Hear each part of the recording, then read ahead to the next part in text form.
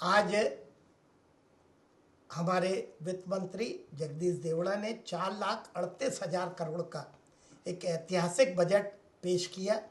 मैं समझता हूँ कि अब तक का सबसे बड़ा बजट हमारे मुख्यमंत्री जी के मार्गदर्शन में ये वित्त मंत्री ने पेश किया। इस बजट के कारण मध्य प्रदेश की सरकार की आर्थिक नीतियों के कारण जो पिछले वर्ष प्रति व्यक्ति आय 1,41,000 रुपये थी, वो बढ़ के 1,69,000 रुपये, यानी लगभग 19% की वृद्धि आम नागरिक की आय में हुई है। मैं समझता हूँ कि सरकार की एक बड़ी उपलब्धि है। सरकार ने इस बजट में चाहे गरीब की बात करें, चाहे युवा की बात करें, चाहे अन्नदाता की बात करें, चाहे महिलाओं की बात करें, उनके सशक्तिकरण के लिए भरपूर राशि का प्रावधान किया। कृषि क्षेत्र में पिछली बार जो हमारे सरकार ने जो सोयाबीन और बाकी चीज़ों को सपोर्ट किया वो तो बात है ही है, लेकिन अभी गौशालाओं के लिए या सोलर पंप के लिए सरकार लगभग 1 लाख सोलर पंप हमारे किसानों को मिले, उसकी सरकार ने तैयारी की है। लगभग सरकार 1 लाख हेक्टेयर में प्राकृतिक खेती हो, इसकी तैयारी कर रही है। फसल बीमा के लिए भी सरकार ने 1,300 करोड़ रुपए का प्रावधान किया। मैं समझता हूँ कि हमारी बहनों के लिए पहली बार बजट में 23,000 करोड़ से ज़्यादा की राशि हमारी जो लाडली बहना योजना है उसके लिए रखी गई है। कामकाजी महिलाओं के लिए 5700 वुमेन हॉस्टल, मैं समझता हूँ कि महिलाओं की सुरक्षा और हमारी बहनें आत्मनिर्भर बने, उसकी दिशा में एक बड़ा कदम सरकार उठाने जा रही है। हमारी महिलाओं की पेंशन और बाकी चीज़ों में सरकार ने काफ़ी बड़े काम किए।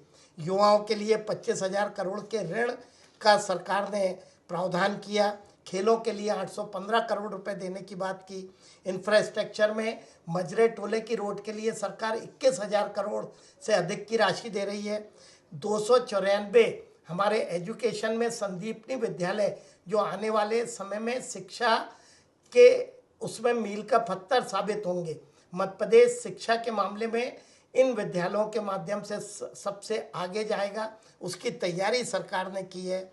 मैं समझता हूँ कि आर्थिक उपलब्धताएं सरकार की काफ़ी है। हमारे गुबक्कड़ वर्ग के लिए और बाकी के लिए भी सरकार ने बड़े काम किए।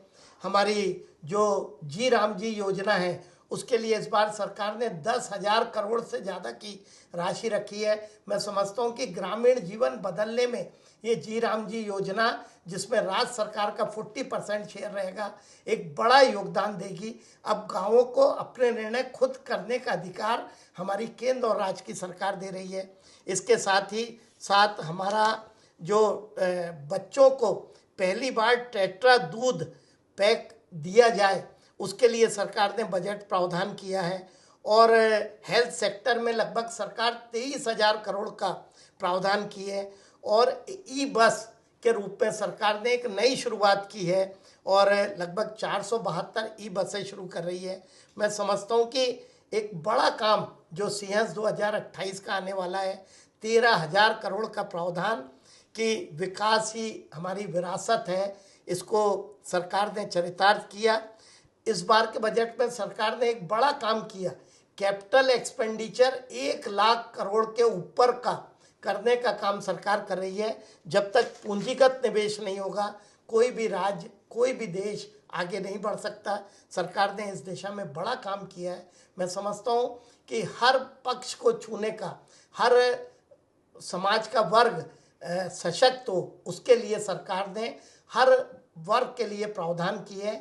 मैं वित्त मंत्री जी को, हमारे मुख्यमंत्री मोहन यादव जी को इस बात के लिए धन्यवाद देना चाहूँगा कि जो उनका 2047 का विज़न है उसको इस बजट में परिलक्षित होता है। और आने वाले समय में हमारा प्रदेश किन रास्तों पे चलेगा, वो सारी बातें इस बजट में इंकित की गई है। मैं समझता हूँ आने वाले समय में हमारा प्रदेश सशक्त हो, उसकी दिशा में ये बजट है।